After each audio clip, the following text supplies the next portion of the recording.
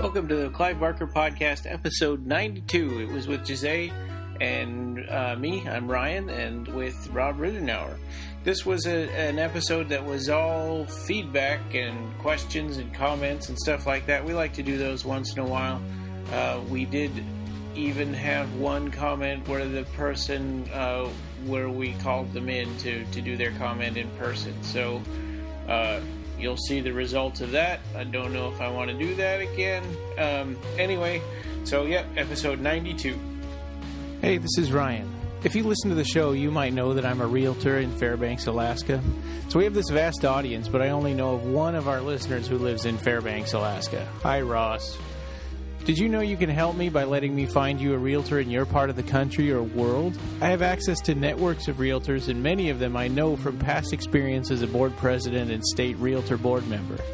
The best part is it won't cost you anything. After talking with you, I get a sense of what type of person would be a good fit for you, and when I match you together, I get paid a portion of the commission after you buy or sell property. If you're looking to move or buying property and you'd like me to help you find a realtor that fits your needs, feel free to contact me through the site or call me directly at 907-978-2607. Thanks.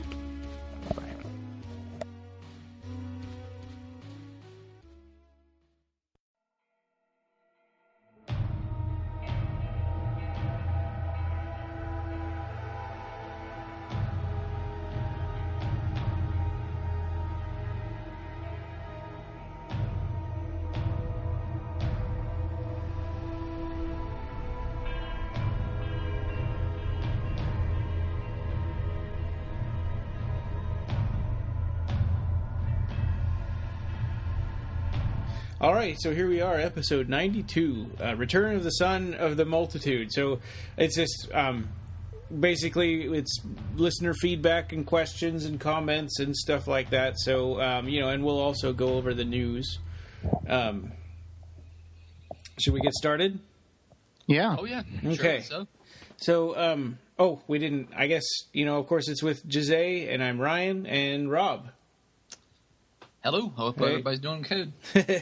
Hey, guys. Yeah. Clive Barker news. Let's see. Oh, the Leviathan just got its special features announced, and we're going to talk more about that quite a bit in our next interview that's coming in 2 weeks. Exactly. With Gary Smart, co-writer and producer of Leviathan, the story of Hellraiser and Hellbound, Hellraiser 2. I did it. I said the whole thing without making a mistake. It's such a mouthful. It is, but it's great. I think this is going to be a great thing, and they released. We can actually update our notes on this because we now know that there's going to be also a little featurette about Hellraiser 3. Oh, it's going to be half an hour long, where they talk to the guy who played Camerahead on Hellraiser 3. Yes. Yeah. Oh, and Carpenter. And on the website, I have the release list, and we actually know the actual release date of the documentary. Yeah. Yeah. Dark Screams Volume 4, which looks like, is it just an ebook, right? Yeah, it's just an ebook. Yeah, so that has The Departed or Hermione and the Moon, which previously you could get in out-of-print compilations. So now it's in another printed compilation. So awesome. For people looking for that story that haven't read it, it's really cool. Yeah, I'll probably pick that up. Also, Christian Francis was working on an adaptation of The Departed, right? Yeah, as a stage. Is it a one-act stage play? Yeah, it's one act stage play. Yeah. Yeah. Festival. Really. Festival. Yes, festival sounds good. Yeah. Okay. So Nightbreed's gotten some nominations. Yeah, that's really exciting. Yeah. It's been nominated for the Rondo Hatton Classic Horror Awards, and most importantly, the Saturn Awards. Yeah, that's really.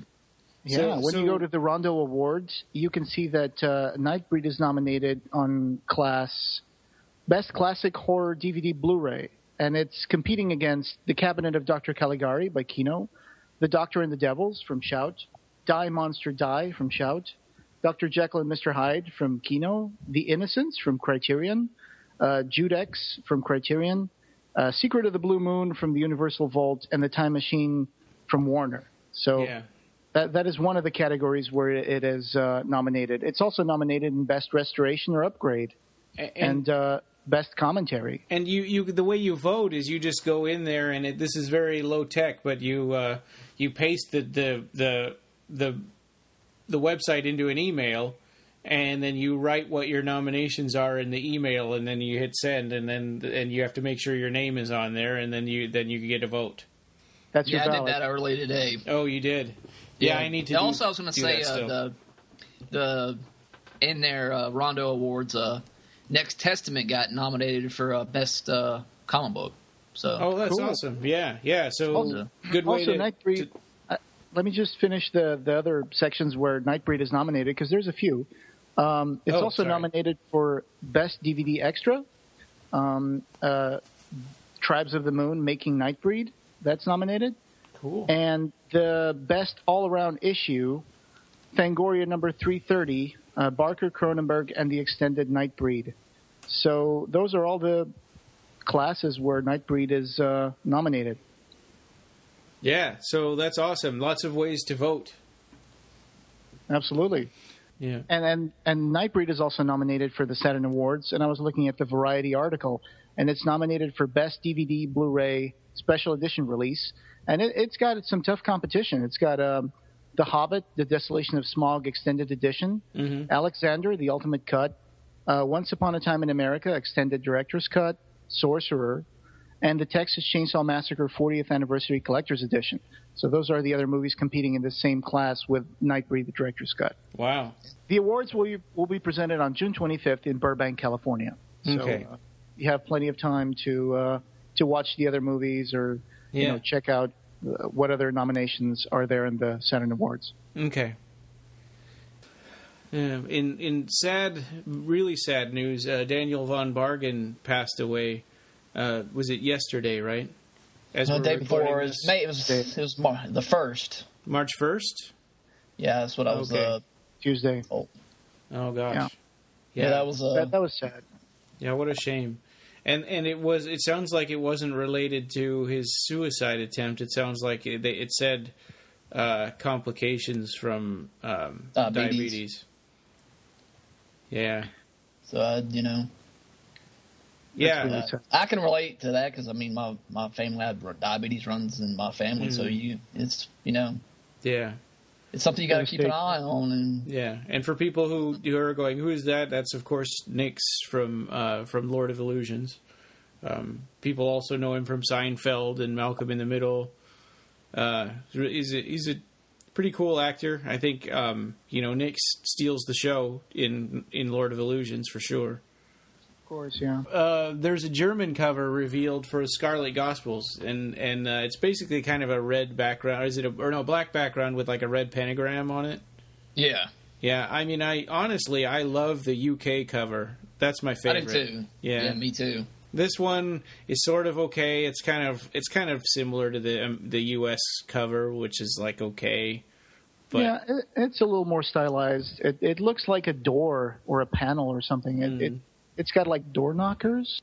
It looks like a door. Yeah, it looks like a door to me. It says Clive Barker, Das Scarlet Evangelium. I don't know how to read German. Sorry about that. But it does look like it's a literal translation of Scarlet Gospels. Yeah. The title. Sure. Yeah.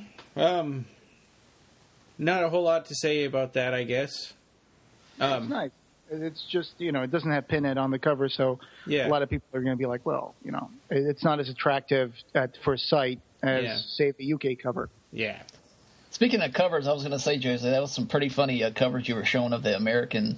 Oh, the Weave World? The Weave World cover art? Yeah. I had that. I used to have that paperback. Too. I lost it in a move. Yeah, I lost it because I gave it away to a thrift shop. Okay. That was a funny cover. I was on Pinterest and I saw that one and I decided to share it with Facebook. So I was like, hey, I've never seen this cover without any letters on it, like name, like saying Clive Barker or whatever. And that was the actual, just the art. And I was like, oh, that's cool. I'm going to share it on the podcast page. Yeah, I think the worst Clive Barker cover art is the paperback, the U.S. paperbacks of the Books of Blood. Oh, yeah. With the Halloween masks and the gummy worms and stuff. Oh, yeah. Those are weird. Man. They look like stock photos. Yeah. Yeah. So in site news, just to kind of go through really quickly, I did my own review of Scarlet Gospels. And Rob, you did 5 paintings that inspired you. So in Clive's 5, which is pretty cool. Really been getting into his artwork. Yeah. Yeah. I really enjoy looking. I'd love to go to like a, I don't know, what do you call them? A showing where they show off, all that stuff. Yeah. Like to see them in person, because I'm sure it's a whole different experience seeing that in person. I'd love to see the surgeon in person. If you ever get to California, you want to get a tour of Clive's studio house. Oh yeah, because you'll see hundreds of paintings there. I was watching some. And the paintings have this almost this geography to them, because he uses this technique called impasto, which he piles up a bunch of ink on the canvas, and sometimes there's lumps of ink on the canvas. So it's not like a flat painting. If you put it down on the table, you'll see all this these lumps over it of dried ink. So he uses his palette knife a lot to do that kind of effect. Oh, cool. I really want to get that Imaginer book. Oh, Either y'all did either y'all have that? I have the first one. I didn't. Wasn't you have the first one? Mm-hmm. Yeah, Ryan has the first one. I haven't been able to buy that one yet. Yeah, me neither. So this is our last Clive Barker Podcast presents Fundraiser 2. We just had so much stuff to give away that we had to keep going. So, but we waited a while because we're low on tickets. But now we have some, so we're ready to do a drawing. Yay! Yeah. So I can hear a bowl in the background. Yeah. Even though we're just appreciating the people who've donated money to us, so pay no attention. Oh yeah, and there's an extremely amazing prize that was donated by Rob, which is the 3-disc edition of the Nightbreed Director's Cut. Yes. Curious to see who wins that. Yeah, wow, that's really generous of you, Rob. Thanks for donating this to the podcast. So first we have a Cabal Cut, Nightbreed Cabal Cut poster, so you can't really get these anymore. They were only given out at the Nightbreed screenings. And let's see who gets that one. And that was donated to us by Christian Francis. Thank you so much, Christian. We know how much you like to be thanked for things. Okay, so that one is Steve Dillon. All right. Oh, that's Steve. He runs the Australian Clive Barker Down Under. Clive Barker Fans Down Under. And he also set up a Nightbreed's Cabal Cut screening, so it's possible he may have lots of these posters already. So anyway, congratulations, Steve Dillon. Congratulations. Yep, we'll be sending that by koala mail. We have a double starter deck for the Clive Barker's Imagica trading card game. So these have not been. I have not opened them.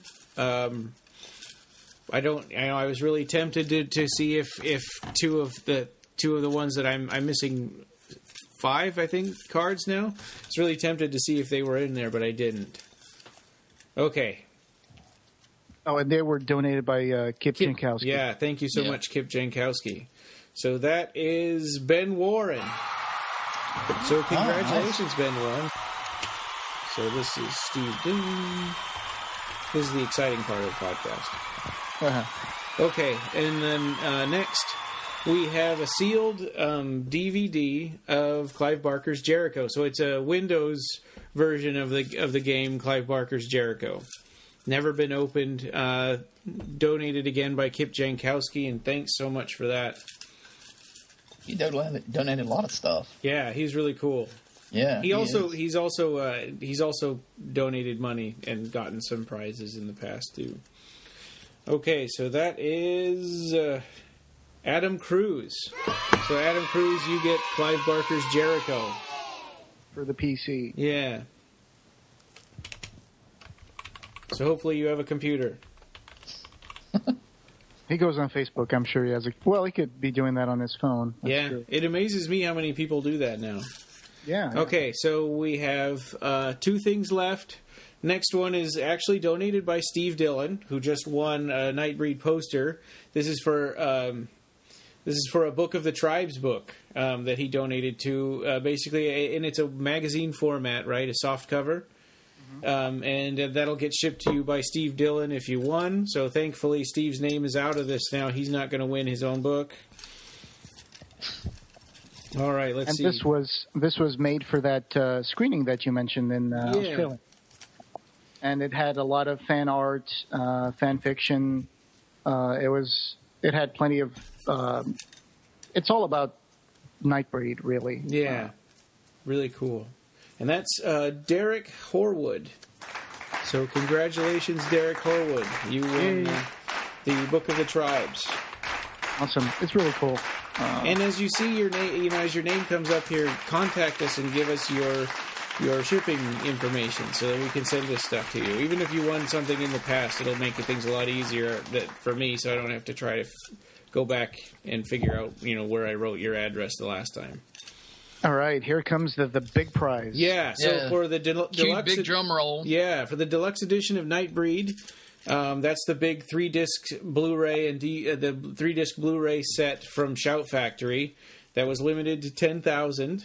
And I think it's pretty much sold out right now. Yeah, and I don't have it in front of me. I can't tell you the number, but I think we've said that in past episodes, what the number is on it. Yeah. But yeah, so anyway, and plus a fan-made T-shirt, Rob, that you made. We'll include that with it also. It's a XXXL. Yeah, 3X.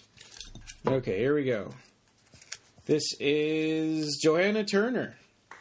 So congratulations. We met Johanna at the Nightbreed screening in Los Angeles.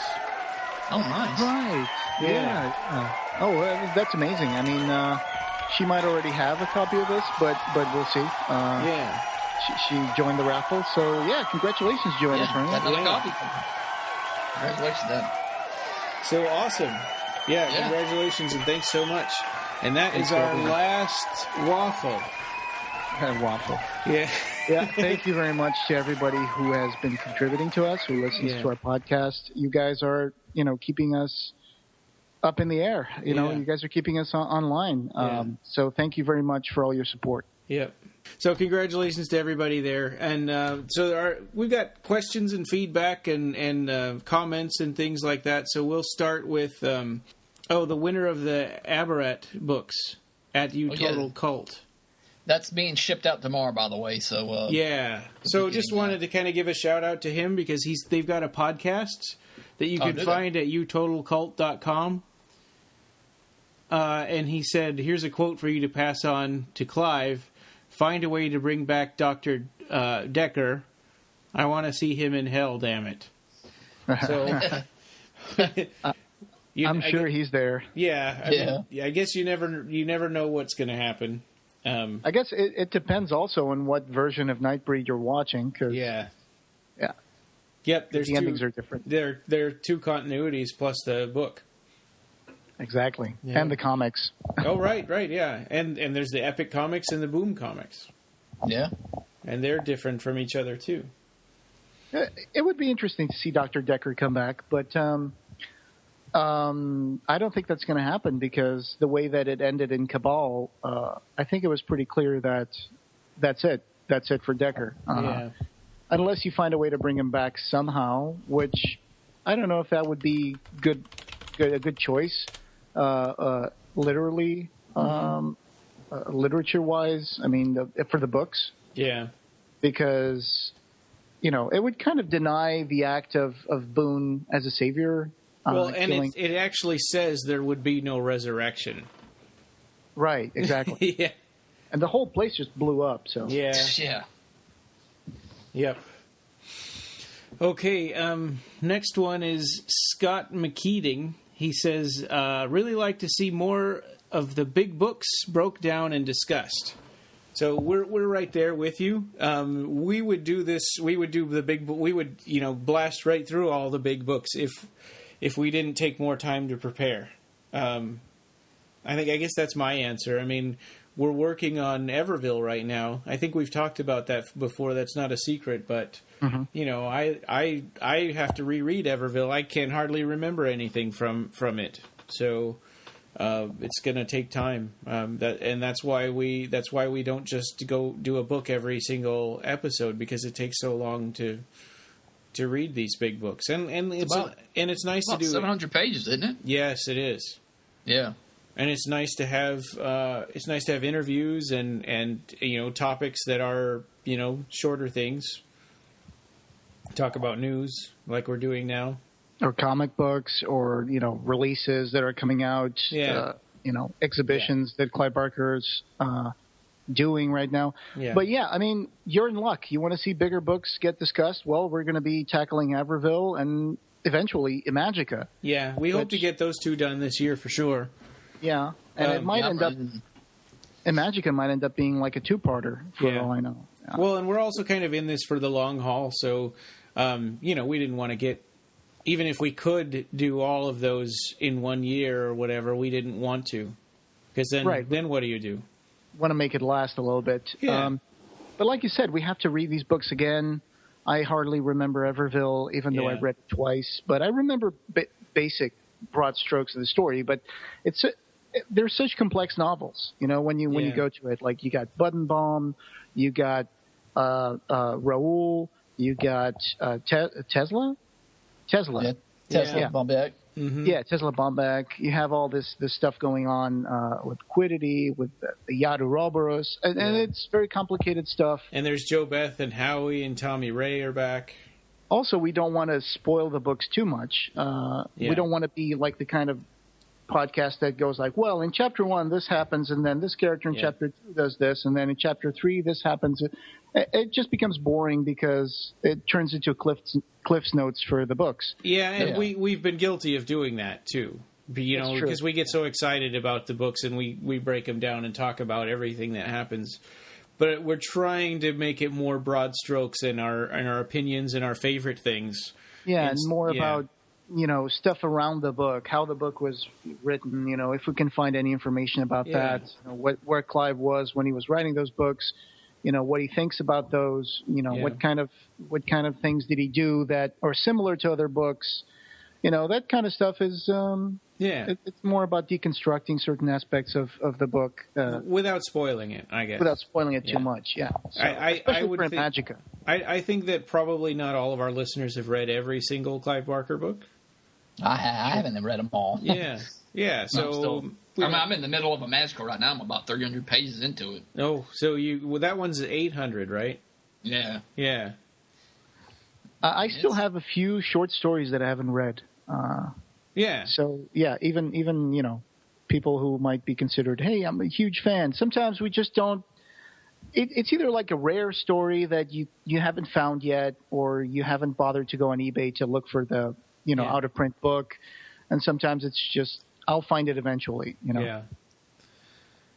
And I think this one is from Paul Fluid. He said, following Scarlet Gospels, what do you guys think will be next on the agenda for our favorite scribe and imaginator? He said, well, I think Aberrat 4. He said, personally, I reckon it'll be the next Aberrat book and artwork. Mind you, wouldn't be awful of me to pray for the third book of the art trilogy to come along in a few years' time.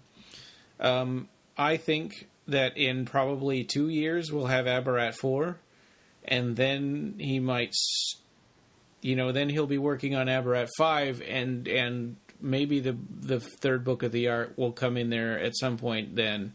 Maybe he'll work on that while he's working on Aberrat 5, or maybe he'll do it after. So that could be like 10 years. I would say. Oh, go ahead. I was going to say I probably tackle those Aberrat books. Yeah. After I get done with the Magica, because I didn't realize he's doing a fifth one. I thought the fourth one was going to be the last one. But no, wow, there are going to be 5. Wow. Yeah. I remember when he did the announcement. Yeah. He was like, "Oh, there's going to be a fifth. We couldn't put the whole story in 4 books, so we're going to add an extra volume to it." Okay. And you could hear like the collective, fans go like, "Oh God." Yeah. I mean, I'm not complaining. It's going to be another, huge book full of illustrations and stuff. It's just that, like I've said repeatedly, I'm kind of holding off on the Aberrat thing until it's done, and then I can read the whole thing from 1 to 5. Because I've read the first one, then I read the second one, then the third one. I kind of started it, but I was like, you know what? I'm just going to wait a little bit on this. I know a lot of people probably won't understand, like, hey, you have a Clive Barker book right there. You're not going to read it. But it's more like I want to see – I'm a completist. When I'm a binge reader, a binge TV watcher, if you will. If I like something, I become very obsessed about it, and I want to see the whole thing. Like if I start a season and it's like a weekend, I might end up watching the whole season in like 3-4 hours. Yeah. And it's like, oh, well, that's cool. But then you're lost. You're left with this feeling of emptiness. Like, well, I want to watch more now, and this is like the last season. Yeah. So I don't want that to happen to me with reading the Everett books. Well, and what I do is every time a new one comes out, I read all of them again. So I've read the whole series 3 times, I guess. Does that mean you're going to read book 1 of the Everett like 5 times? Yes. Okay. Yeah. That's probably a good way to do it, though, to keep, refresh your memory of the story. Well, and plus, and then I don't feel like I'm missing out or that I should be reading it. Yeah. Right. Yeah. Jimmy Johnson, who many people will know edited the Cabal cut of Nightbreed for Russell Charrington. He says, about a year ago, the Clive Barker Facebook page had posted a picture of 3 binders that had a label of Art Book 3. Mm-hmm. And Jose, you had a note there for that one. Yeah, I saw. I don't know if the binders we saw are exactly the same ones he's referring to. Yeah. But I know that we saw, like, I have a picture right here. I'm looking at it. Mm-hmm. We were right there in front of the shelf that had Book of the Art 3. Yeah. And there were a few binders there with notes and ideas and stuff. Yeah. So, yeah, that's probably going to end up being what he's going to tackle after Aberrat. Yeah. So Steve Dillon says, have you ever interviewed Phil and Sarah Stokes? Now, that would be awesome. Or Stephen King or on Clive Barker and that quote of his part in the movie, etc. So there's a few parts to this. We've been talking with Phil and Sarah, and it just hasn't worked out with their schedule. Yeah, we're in America, they're in the UK. Yeah. I'm sure they have their own, jobs that they have to do, and so it just hasn't happened yet. But we're working on it. Yep. So Phil and Sarah, if you're listening, this is a reminder. So it would be awesome. We would love to do that. And then Stephen King. I don't know that's going to happen. I mean. Yeah, I would love to be able to have access to Stephen King, but he's a hugely famous author. He's loved by millions, and I think he does what he does. I've read like maybe 3 or 4 of his books. I'm not like a big Stephen King. I haven't read any books from Stephen King. Okay. So I've read a good deal of his books, mainly the classics. A lot of his stuff. I haven't read it. A lot of his new stuff. I read Pet Sematary, and I read the. I've read the Dark Tower series. I've read some of the Dark Tower, but not all of them. I've read like maybe the first 4. But my favorite book that he wrote is the Salem's Lot. Oh, I haven't read that. That's yes, I have. It's vampires. Yeah, I've read that one with Ben Mears. That was a pretty nasty book. I mean, it just was pretty. It wasn't. Yeah, it was like it's going back, to making vampires, very a very scary, like Nosferatu. Scary, yeah, Nosferatu, yeah. That's how he looks like the vampire from Salem's Lot adaptation. He looks kind of like Nosferatu with the point teeth in the front. He's not like that. In the book, they did another. I don't mean to get on a tangent about Stephen King, but the Salem's Lot. They did another movie with Rob Lowe, and it had Rutger Hauer playing him, and that's closer to the book. He was like that. He was a human. But I thought the Tobe Hooper version was better because that was pretty scary. All right. Now I'm curious. I got to watch both of them. That's going to be a nice double feature. Yeah. Yeah, it's good. So, in answer to Steve Dillon's question, we wish we had access to Stephen King, but... maybe if we talk to his agent, we'd be able to find a way to get some questions to him. But honestly, I don't really know what to ask him because I'm not a big Stephen King connoisseur, to be honest. Yeah, and it would be weird to say, we're not here to talk about you. We're going to talk about Clive Barker. But yeah, that I agree with that. That would be odd. Yeah. But one of the things that I think he's referring to, Stephen King on Clive Barker, and that quote, he's talking about, I've seen the future of horror, and his name is Clive Barker. Yeah. What it does makes all of us look like we've been asleep for the last 10 years. Yeah. And actually, I've seen this note. Clive Barker's pages posted this some time ago, like maybe a year and a half. And they posted the actual, it has the stationery from Stephen King and all that. And it was a letter that he wrote to someone, an editor or something. I don't know the name right now. But they posted the actual photo of the letter and the full text of it. Yeah. So if I can find it on Clive Barker's page, I can probably add it to the show notes. But that'd be cool. There's a lot of stuff on Clive Barker's page, so I don't know if you'll be able to find it. But that note was once posted. And so where he said that famous quote that appears in a lot of Clive Barker books. Mm-hmm. And we had these were just a couple of comments on your 5 paintings that inspired you. Oh, yeah. So Matthew Krisky said Stitchling's Howl is quite impressive in person. So he got to look at it up close at a show in Chicago in 2007. So that's cool. Then another one was by Susan saying she likes the Arsonist. Yeah, I've seen that one too. I was looking over when I was coming up with this idea for this article.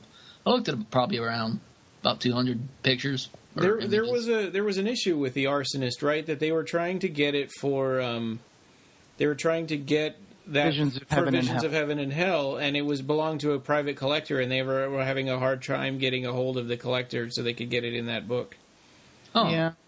I think they might not have found the person, because I think the image of the Arsonist in the Visions of Heaven and Hell, it seemed to me just to be a blown-up version of the photo that was available online. Oh, yeah. From, like, the Revelation site or something. Because I remember that it wasn't as crisp as the other paintings in that book.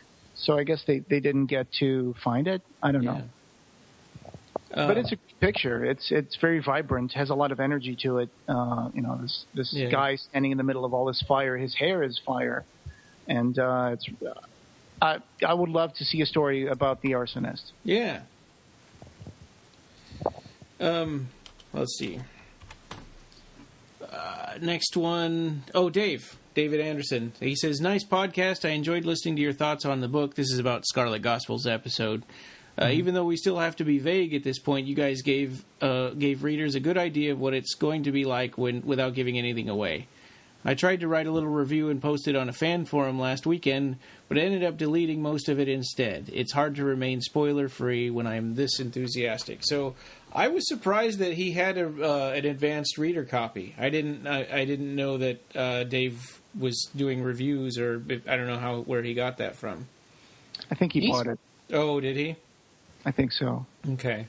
I don't know. I mean, I'm assuming. What he told me, but it's great that he got a copy, advanced copy to read. I think he got it before we did. Maybe. I don't know. Yeah, so that's awesome. Did your advanced copy? So I was going to ask you. Didn't on the last time we talked about it, did that come with like the limit configuration kind of box thing? Ours didn't. Okay. They said they ran out of those. Yeah. Oh, okay. Yeah. I was just wondering if y'all got that. I got a manila envelope. Okay, well.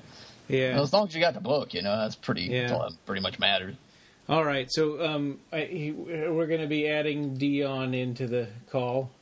So our next one is from Dion, and he's going to be talking about his comments. So I guess let's brace yourselves. Hello, can you hear us? Yep. Hey, so this is Dion. So you've got you had some comments here for and questions and stuff for the podcast. Sure. Yeah. So do you want to go ahead and go through those? Yeah, that's fine. Okay. I usually get ignored. Oh. I think I scare people. Oh, well, so what was your first one was about Buzz for Hellraiser. What did you mean by that? The internet analytics, you know what analytics are? Mm-hmm. Yeah, they've crashed in the last week. Like, oh, really? points. Yeah. Yeah. If he wants that to be successful, he needs to do something now. If he wants what specifically? Like, what Hellraiser thing were you thinking of? The official remake that he just... okay. I gotcha. Okay. Yeah. The buzz for it just... what is it? IMBD? I don't really follow that. Yeah, it's crashed completely. Well, I mean, I guess my thinking on it is there's only a slight chance that it's going to be made at all. I mean... Oh, really? Well... I thought with him backing it would be a certain thing. But he was this happened in 2006 also, that he was writing the remake for Hellraiser, and then they pushed his treatment aside and went with somebody else. Okay. Yeah. So it's a real deal. Well, I mean, we hope, but yeah, we don't know. Let's see. Then. Oh, you said there was a bookshelf? Yeah, he had a bookshelf of book ideas. Yeah. You know anything about that? Oh, yeah. José and I have been over there. There's all kinds of. You can see the Books of the Art 3 notes there, and all the notebooks that made up the Scarlet Gospels, in the different incarnations of the Scarlet Gospels and stuff. So. I have his medallion tattooed on me from the original book there, if you can see it. He's the medallion with the everything we know. Oh, yeah. The from the Great and Secret Show. Right, it's a medallion, and behind the medallion is everything we don't know, which way outweighs everything we do know. Yeah.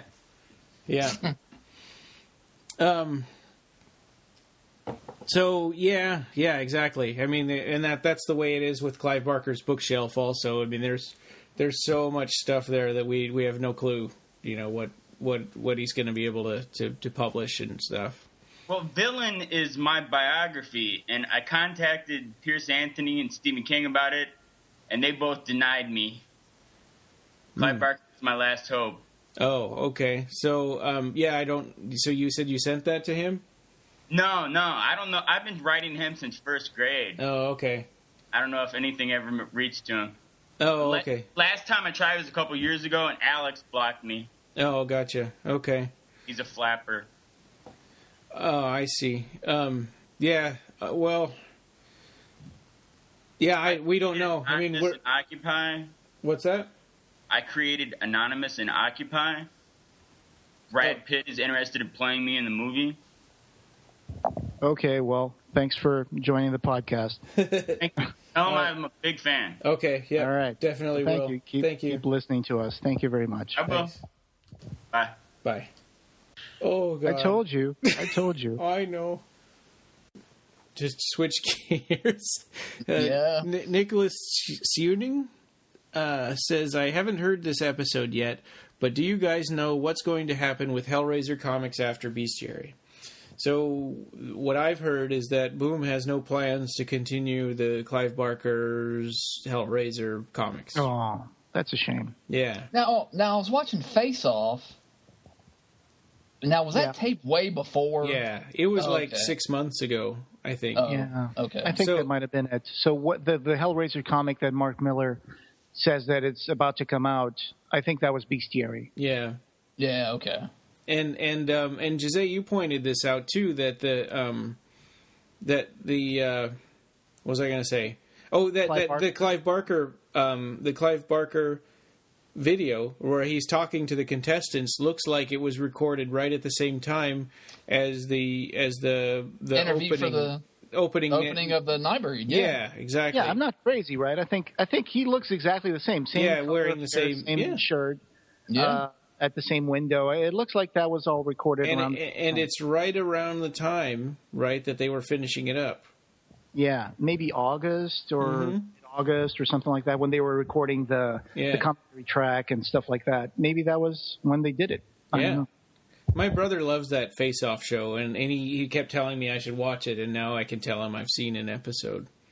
Oh, it's really good. I watch it all the time. I've been watching it for like 2 or 3 seasons, and I like it. It all depends on the contestants, though. Yeah. Sometimes they excel at the makeups they create, but times they just crash and burn. And you could tell, you could really tell who was going to lose in this one right from the start. Yeah, that spider lady one. Yeah, that was really had the skin on it, and it looked sort of phony and like a mannequin. Yeah. I was going to say that I thought it was the other girl who was nominated in the bottom looks. That with that weird sort of hodgepodge of... Yeah, I thought that was going to be the one that was going to lose, to be honest. And then I was like a little surprised that they went for the other one. But they were both equally uninspired designs, I guess. Yeah. So, but like Maureen, our friend Maureen, she said on Occupy Midian that she didn't think that the contestants knew Clive Barker that well, that none of the designs actually seemed inspired by Clive Barker's universe.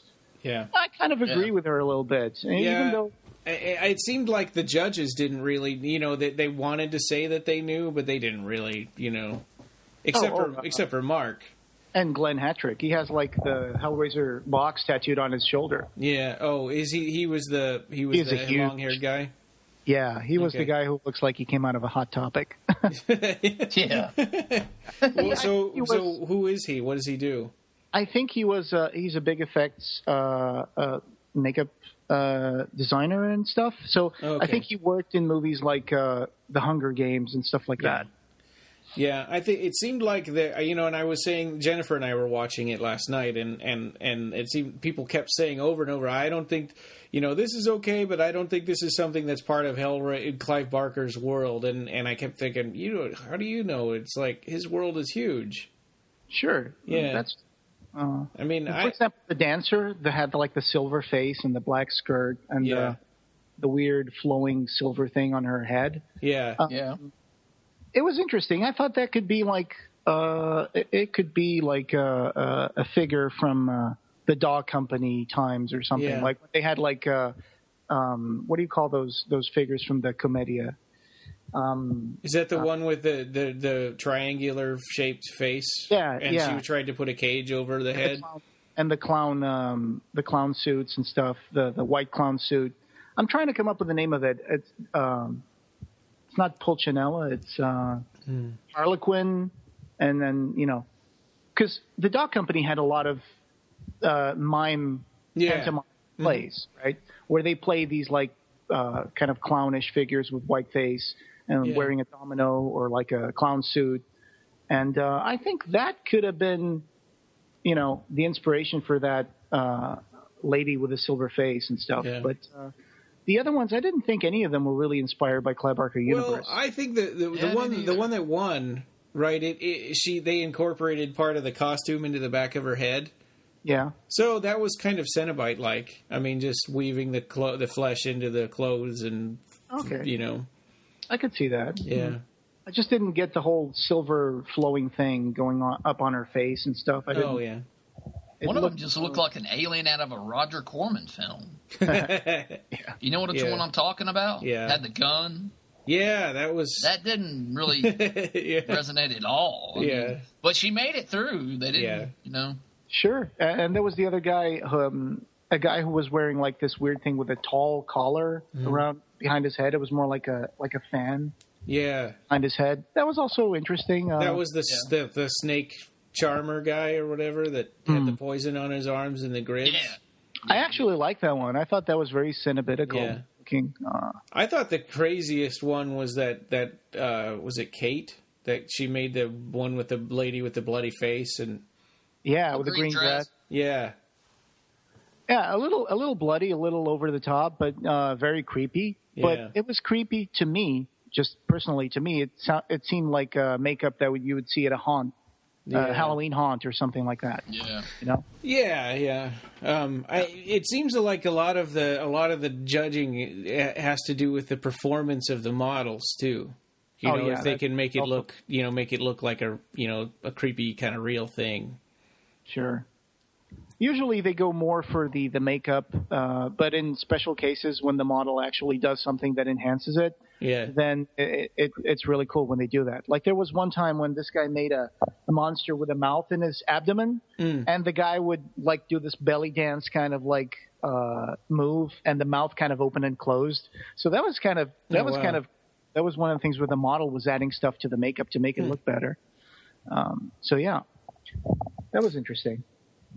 So I saw somewhere like there is some kind of a Mortal Kombat game that's in development, and people are petitioning to put Pinhead in there. So I'll be all for it. Yeah. Yeah, it's you were saying something about I guess that's getting ahead of ourselves, but this idea of Pinhead getting in physical fights. You know, it kind of bugs me a little bit because I love how subtle his performance is, and just like slightly looking over to one direction, he makes the chains shoot out and get, hook into somebody, and it's kind of like, this is all boring. Yeah. So seeing him jump around and do uppercuts, doesn't sound super awesome to me. Yeah, I agree. I'd rather see a Hellraiser game. Yeah. Something like that. Yeah, like a survival horror where you go into hell, maybe. Yeah, something like that. That'd be great. I wonder if the rights to put Pinhead in a computer game have anything to do with the Weinsteins, or if it's like some different kind of media that belongs to someone else. Maybe it belongs to the Weinsteins. I don't know. Yeah. I know the TV rights don't belong to the Weinsteins for Hellraiser, so. But yeah, that would be cool. I mean, the Pinhead in the Mortal Kombat game. They were trying to put a new character in the Mortal Kombat game recently. What was that character that they were going to add to it? Jason? No, it wasn't Jason. I've heard Myers? I've heard Predator and Predator, Spawn. Right? Predator and Spawn. That was it, Spawn. Wow. They were going to put Spawn in the Mortal Kombat game. I think that's awesome. I'm a big fan of Spawn They myself. put Spawn in one of the Soul Calibur games, I think. Oh, really? Oh, really? Yeah, it seems like they're turning that into Soul Calibur, where it's like they just grab, it's like, how about Darth Vader? Yeah. Do the force push and stuff. Yeah, well, and if you make it on the Nintendo console, we'll put like Link or Mario in there. Mario versus Pinhead. God. Baby Pinhead on Mario Kart. Yeah. That'd be fun. Mamma mia. Oh, mamma mia. And then someone passes you on Mario Kart, and you throw a chain with a hook at them. Yeah, he's a tearing of my soul. That was great. Stealing of my soul. So we talked about Hellraiser Bestiary last episode. Yes, I did finish reading it. I got number 5 and number 6. Yeah. So what did you think after, we've got the entire run of the 6 comics now? Oh, well, what did I think? I think that it was a great run. I wish it'd gone on for longer. Like the story that Mark Miller was writing, the story that continues through all 6 issues, I thought it was cool. It involves the Vatican and stuff. It's always cool when you mix Pinhead with the Vatican and stuff like that, because when you go back to stories like Lost Souls that takes place in Christmas time, and Harry D'Amour finds this guy called the Cankerist, which is supposed to be a theological assassin sent by the Vatican to kill demons and stuff. And I it's not a stretch to connect Pinhead with the Vatican. So well, and the Cankerist actually showed up in the Boom Hellraiser comics. Oh, there you go. A while back, yeah. Not Hellraiser Bestiary. It was like, I think the original run, the first run of 20. Nice. I think. Or maybe the Road Below. I recently got issue 3 of that. Oh, yeah. And there was a story in there that was really good. I mean, I can't remember the name of it offhand because I don't have the issue with me. It was about a boy. His father, the kid had like this obsession with solving puzzles. He had like a Tourette syndrome or something like that. And or was maybe autistic. Yeah, he's autistic. And the father was just, relating the story of what he eventually gave him the puzzle box, and he solved it and went to hell and became like Pinhead's little henchman. Pinhead would tear like somebody apart, and he would tell this kid to put them back together again so he could tear apart them again. I think it was called Puzzled. Yeah, it was very sad. It was kind of sad. I remember it. Yeah, I think I remember that one. One of the ones that I thought was interesting in the sense that it stayed away from the box was one, I think, in issue 5 or 6. It's about this old lady that has a she's a hoarder and lives in a house full of stuff, but somehow she turns her hoard into like a puzzle. And when she puts something in the final, when she puts the last piece of the puzzle together, or should I say when she puts the last bag of plastic on top of the pile, it becomes a gateway to hell. That's kind of like the old Epic comics would do stuff like that sometimes. Yeah, it's like, hey, she piled all the stuff up in a certain way, and she opened the door to hell. It's like, I thought that was interesting. It stayed away from the whole, this guy found the box, he opened it, he was taken to hell. Wasn't there was a story in the very first issue where there was a puzzle box, and weren't they trying to fry it in a frying pan? No, I don't know about that one. Oh, okay. I'll have to check. It might have been in the later issues, but they never ended up opening the box, which is interesting. Yeah. But I really enjoy the story that went through all issues, all 6 issues. It was cool. It had a nice ending to it, Yeah, and it name-checked the series. Yeah, credits. Yeah. But I just don't like I was telling you, I just don't like to see Pinhead get too physical in things. Like, someone is pulling out his pins, or he just broke his arm, or he fell down and he jumped into like a trapdoor and he broke his leg, or and it's interesting because it's not the Pinhead that we know from Hellraiser 1, right? But he is physical in the Scarlet Gospels, and that was something we had to get used to. Yeah, I was thinking about that too, and I can't really mention the parts that I was thinking about, but he does get pretty physical with certain characters, which was something I thought at first. I thought, you know what, I don't know if I like this, but then I started thinking, well, you know what, he's supposed to spend his days in hell torturing people, so he does have this evil streak to him, And I also believe that he's Clive Barker's version of the Pinhead that's, evolved from all of the movies. Sure, yeah. Yeah. So he's the Pinhead that Clive Barker is sick of and wants to get rid of. Yeah. So it is in character that he would get physical sometimes with some characters. Because that's what he's supposed to do. He tortures people. And that's something that sometimes people say, oh, I love Pinhead. He's so beautiful. He's such a fascinating character. Yeah, but he's also at its root a character that basically tortures people in hell. So, their morals are up for grabs, I guess. You don't really know. I mean, I think in Hellraiser 2 they said it. It's not hands that call us; it's desire.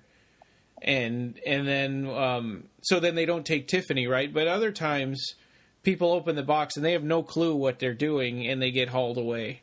And something happens in all these bestiary stories too. Like someone opens the box and all of a sudden a whole room of people die. Mythologically speaking, was that accurate? Like usually the box would just, Tiffany opens the box, like you said, and she doesn't get taken to hell. Yeah. So sometimes it seems like people embellish the stories a little bit without caring, 100% to be like, oh, this has to be, the rules are these, and these are the things that have to happen when someone opens a box. Well, and in the Scarlet Gospels, it's very different from that. Exactly. Anybody can open the box, and once you touch it, you're almost compelled to open it. Yeah, I could see that I could see that being the case because it's supposed to allure you into opening the box. Yeah. And I think the old Marvel comics, they kind of hinted at that too. Like when someone picked up the box, they would become seduced by the box. And they tried to do that in Hellraiser Revelations too, right? Yeah, that's right. Yeah. Not to say that there's anything redeemable or good about that movie. But, so that's it. Yeah, Bestiary was awesome. I'm sorry to hear that they might not do any more Hellraiser comics, but I hope they keep the Nightbreed one going, for another run. Yeah, somebody, we saw that rumor pop up again that it's going to end really soon. Somebody, he made that comment again. Well, the original run was supposed to be 12 issues. Yeah, and I think number 10 is out right now. I haven't picked that one up yet. Yeah, well, whatever they decide to do, I'll buy it. Yeah. All right. Well, yeah. This was episode 92 of the Clive Barker Podcast, and thanks everybody. When we do these kind of episodes, it gives us time to read the books. Like in that feedback, we like to do the big books too. So these kind of episodes in between really help us out. All right. So that was Ryan, me, Jose, and Rob, and we're the Clive Barker Podcast. Thanks for listening. Thank you. See you next time. The Clive Barker Podcast, or BarkerCast, is an independent editorial fan site and podcast that is not affiliated with or under contract by Clive Barker or Seraphim Films. This podcast and site are a labor of love by the fans for the fans. News, features, and show notes for this episode can be found at www.clivebarkercast.com. Go to iTunes and please leave us a review. Reviews really help us get the word out about Clive Barker. You can also find us on Podomatic, Xbox Music Store, TuneIn Radio, Stitcher, Doubletwist, Blackberry, and Pocketcast. We have a Facebook page, so come on and like our Facebook page and join the Occupy Midian group for lots of discussion about Nightbreed and other Clive Barker stuff. On Twitter, we're at BarkerCast and at Occupy Midian. Opening theme by Mark Buckle.